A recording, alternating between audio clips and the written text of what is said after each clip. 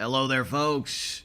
A new train sim is on my horizon and maybe yours as well. This is MaSzyna. Now, it looks like, if you speak poor English like I do, it looks like it says MaSzyna, which this is a Polish railway simulator, but it is Polish for machine, so that's where the MaSzyna comes from. A very large and comprehensive train game or train sim that has been out for almost a quarter of a century and still going. Now, this may not be news to a lot of you, but what is new is it is now on Steam. Previously, this game kind of had a convoluted way of installing everything and downloading it, which I never really jumped off the fence into trying. Now that they have put it on Steam, as of a few days ago, in 2026, yes, it sounds odd saying 2026. I never got used to 2025, to be honest.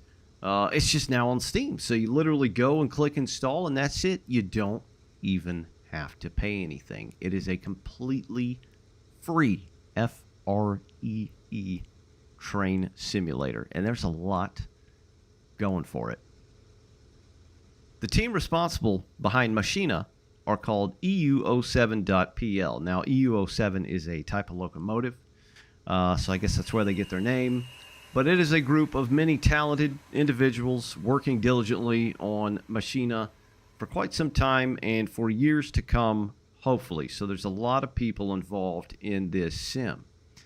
And while the game may look a bit dated, if you're in the market for a sim or a train sim that's, well, just that, a sim about simulation, then this may be up your alley. Graphics aren't everything. I could name a couple of train sims or other sims right off the bat which have nice graphics, but that's about where it ends. This, you do not have to rely on ooh pretty, ooh shiny, and then you're bored as hell. This has got a lot of depth to it. It's got visuals kind of akin to Open Rails, except for this has shadows, whereas I don't think Open Rails does. Or Train Sim Classic. Sure, Train Sim Classic, you've got some mods and add-ons and things like that, which you can make it nice looking, of course, but this is like a comprehensive all-in-one deal right here. Comes just like you see it.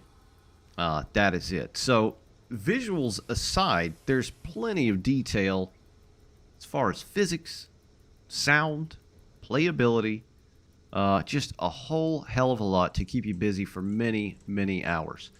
Now, the requirements are not high, being that this is almost 25 years old. It's mainly going to rely on CPU speed and RAM likely being the most helpful. Recommended requirements are the Intel i5-7600 or Ryzen 5 1600. Graphics card being a GTX 970 or AMD R9 390, and 75 gigabyte disk space on a solid state drive is preferred. You simply install the game via Steam, select your language, which was not an option prior to Steam that I know of. I haven't really closely been following that. But you do that, and then you run a train. And we'll get into that just a minute. Kind of a quick starter course, if you will, to start playing the game. From the menu, you choose your equipment, your area, whatever map, what type of train, per se. You can change the time of day, the season, the temperature, the visibility in the air, the cloudiness, the weather, all kinds of stuff. Lots and lots of options. Now, there's no tutorials to assist you or hold your hand like a lot of sims nowadays, although in the top left-hand corner you'll see there is a sort of a hint guide which tells you what you need to do, has your timetable when you are supposed to arrive and depart a station stop or shunt or something like that if you're doing freight. So it does have guidance. I won't say a tutorial, but it does have guidance, and there is a huge manual, which we'll take a look at as well, that'll explain everything, all your keybinds, yada yada, to get you going. It seemed like a lot. I felt like I was in over my head for about the first 15, 20 minutes, and then it just kind of became fluid after that because there is a lot of information at your disposal. So you can kind of feel around for a minute and then kind of get to where you need to go to basically start running trains and feel comfortable enough to actually run the game. Now, some of the maps and models vary. The older stuff is apparent, while the newer stuff looks great. Like I said, the devs and the people on this team are still working on this sim. So it's a continuous project. So you will see some older rolling stock, for example, and then some newer rolling stock that looks like it's straight out of like the late 2020s, because it is. When I say late 2020s, that doesn't make sense. I mean like 2020 through 2025, basically. So there is a bit of variation in the way the stock looks, but overall it does look great. It does have some older kind of photo looking textures on some of the other older stuff, but still it's not terrible at all. The sound overall is fantastic. While there's a bit of looping and popping and things like that, because I'm a bit of a sound nut as well, there's not that much, and there's so much nuance and detail and other sounds that it 1000% makes up for it. Rail joints, brake compressor sounds, relays in the cab, the radio, chatter of passengers when on or off loading at a platform. There's just a ton of little detail sounds, which a lot of train sims or train games overall just do not have. The trains themselves feel great as well. A nice weightiness, of course, depending on your train. Great braking characteristics, general, running maintenance. You've got cold and dark starts, all kinds of things you got to do to keep these things running, depending on, of course, again, what type of train you are running. That a lot of sims just flat out lack. This has it. You can use keybinds to do things like, for example, I'll say the battery. You can either turn it on with a keybind, I believe it's J, if I remember correctly, or you can actually click it in some instances in the cab as well. So it's either straight keybind or actually click it with your mouse left click in the cab. As we look at this hazelnut alpine milk chocolate bar there, I have no clue what brand that is.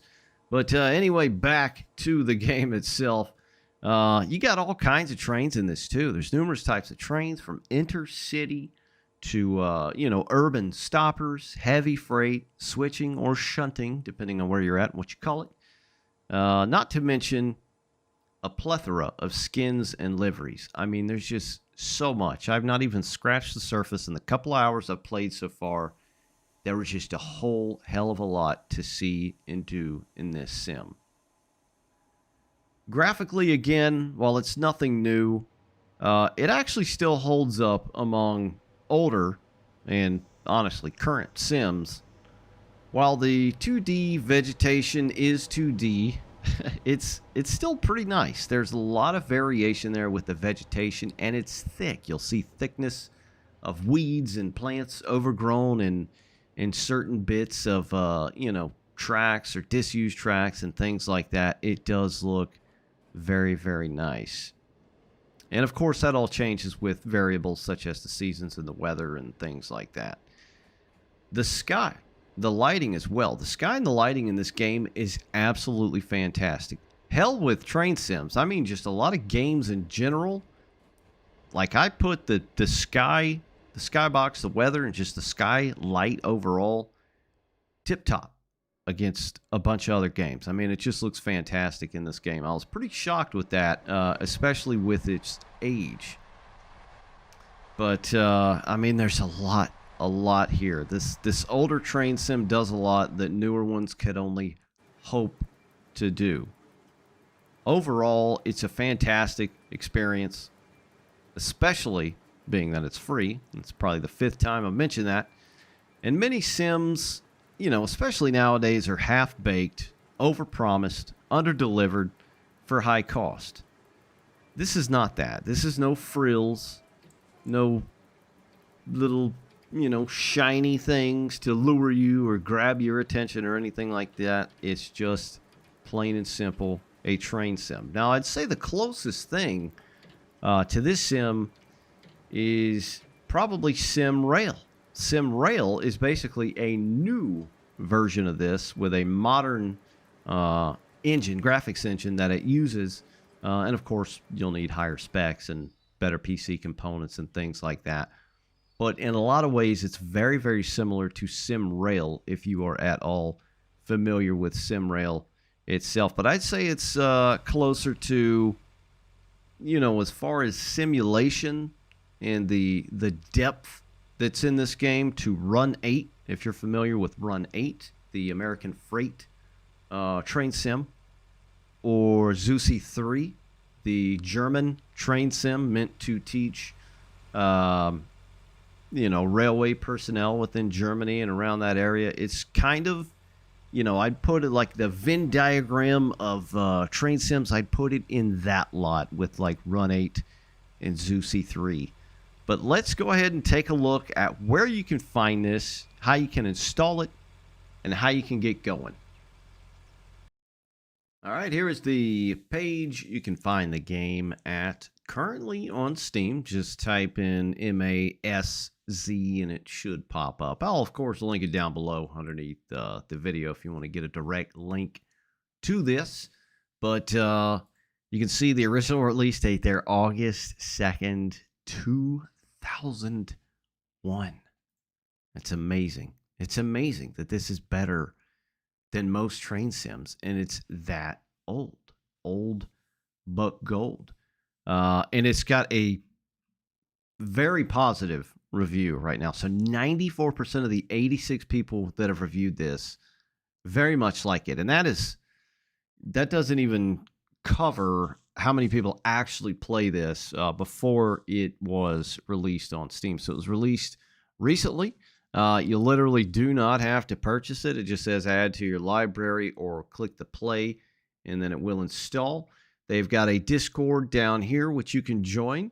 Sadly, most of it is in Polish, which is not shocking because it is a Polish railway sim, but there is a English kind of frequently asked questions section, as well as like an English, or we'll say international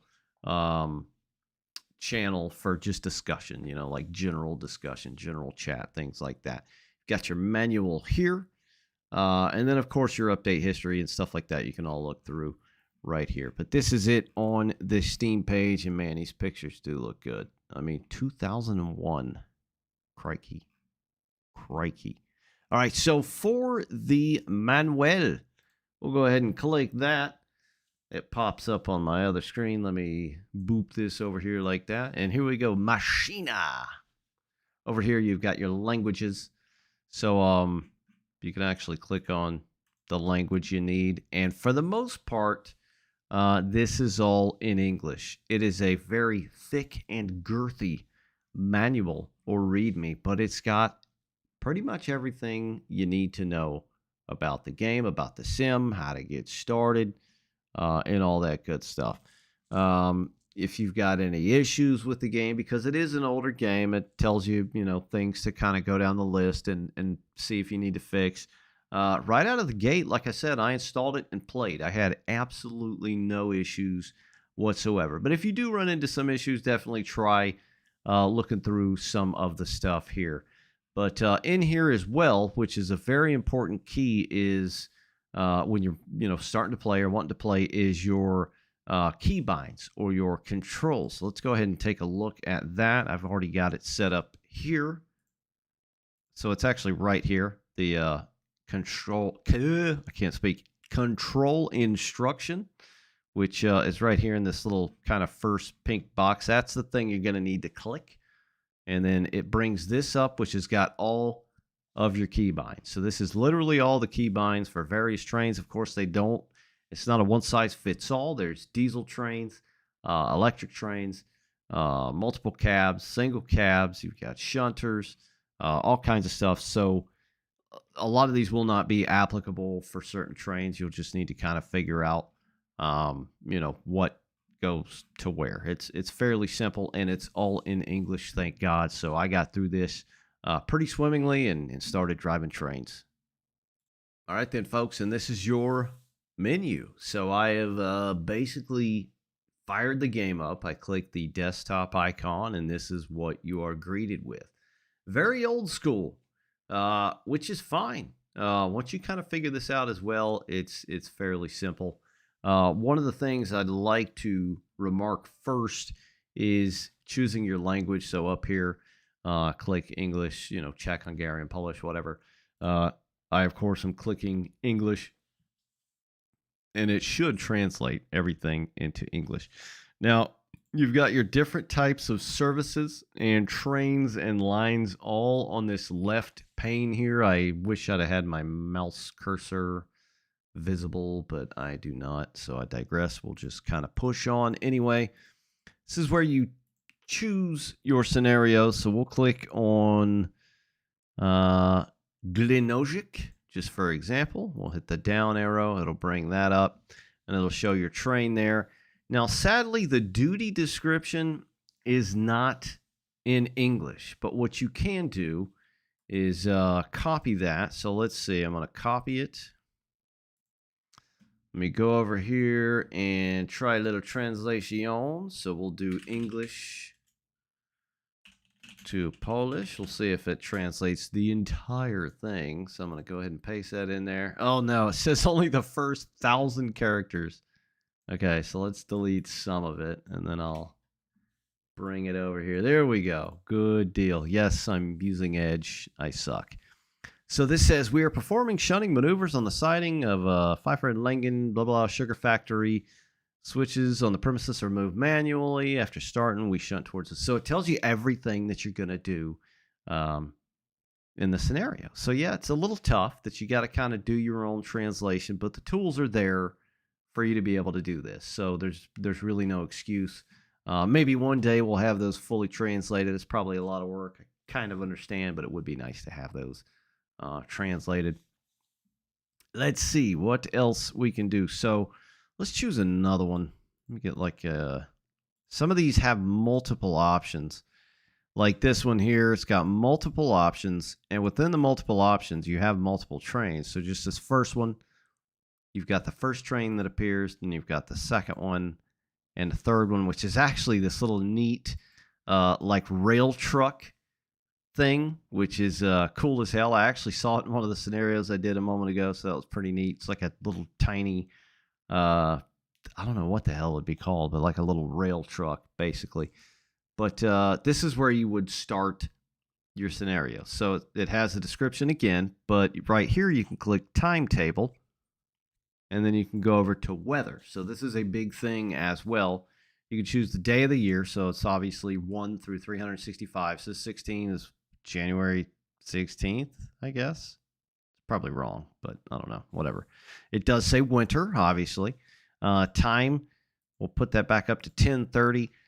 You can change all this. Visibility, we'll leave pretty good where it is. Temperature, we'll drop that way the hell down. And then cloudiness, you can either leave it at random or, whatever you want to choose. So we'll choose partly cloudy. And then you're set up. You're good to go. You can also hit random textures up here in the top right-hand corner. So if you're doing like a passenger train, a lengthy passenger train or coach, it can change up all the textures on the different coaches. Or a freight train, it can change up all the textures on the cars and things like that. But we'll go ahead and leave this as is and hit the start button, which is down here. First, let's go back over this, which I completely glazed over. My apologies. Your settings for the game. So I've got it in full screen mode. Cursor sensitivity is in standard. Let's see. All this is by default. Let's scooch over to the graphics section. You do have an auto resolution box, but I did it manually anyway. I'm playing in 1440p. I set that to 1440p. The texture scaling 4096. Could probably bump that up as well. Quality of track curves, I've got that very high. Texture filter very high. Multi-sampling all the way up. Rendering scope all the way up. Rendering mode. I'm not totally sure what this does. I want to try and hit experimental, but for now I left it at full. I've got limit FPS via VSync, so I've got 165 hertz monitors, and I'm still getting roughly around 85-ish FPS, I think is what it would be. You can have your smoke on here, smoke density, and this game does have very nice smoke and particle effects. Again, to be as old as it is, but like I said, they're still adding to it. Image processing, not sure what those are, just types of textures, maybe. Chromatic aberration, I've got motion blur off, extra shader effects, yada yada. You've got shadows and shadow resolution, shadow range, I've got them maxed out. Displaying shadows, I don't know what this does. It says limit shadows, and then it has two options. I have no clue what those are. Gonna have to do some old Google Translate. And then you've got reflections as well. So that is your settings, which is all right here in the main menu. Then you've got sound and physics. I've got sound that by default is right here. Radio volume is a bit loud, so I'm going to go ahead and boop that down one. Vehicle volume is nice. It's also a bit loud on some, so I'll boop that down one. Ambient volume can also be loud. I had some birds that sounded like they were eating inside of my eardrum while I was out on the platform next to a diesel multiple units, so I'm going to go ahead and turn that down a couple as well. Let's see, physics, full physics, enable traction. Yeah. You can also save the physics log if you would like. Crash damage. Just have no clue what those are. And then you can change your controls. So all through here, like I showed earlier with the control section, your keybinds, you can actually change those if you would like. So if you don't like what they are by default, you can change them as well. Let's go ahead and fire it up, hit start. Some of these scenarios can take a fairly long time. I have to go over to game capture here. Nope, damn it. This game is weird on dual screens. There we go. Now it popped up. Some of these scenarios can take a while to load. It's kind of akin to, for those of you familiar with OMSI, how long it can take to load up OMSI. For example, but some aren't that bad at all. This is the little rail truck I was talking about here. This thing is friggin' sick. And you can tell this is one of the newer vehicles as well, just because the inside of this thing, the textures look fantastic. This looks absolutely fantastic inside. Can do your exterior by hitting the F4 key. There's a little rail truck here. And this is winter. I mean, it looks great. You know, most everything's 2D. Some of these trees are kind of 3D, but they're like the fake 3D, kind of like in Run 8, if you're familiar with that. But it's not the end of the world. That crow is extremely loud. This tree looks like a monster. But yeah, that's it. You just select what you want, you fire it right up, and you're good to go, guys. That is MaSzyna. I'll leave it up to you to see if you want to play it yourself. I'll link down below where you can go and find this thing. But for now, that is it, guys. Thanks for watching. Hopefully see you next time. Take care out there. Bye-bye.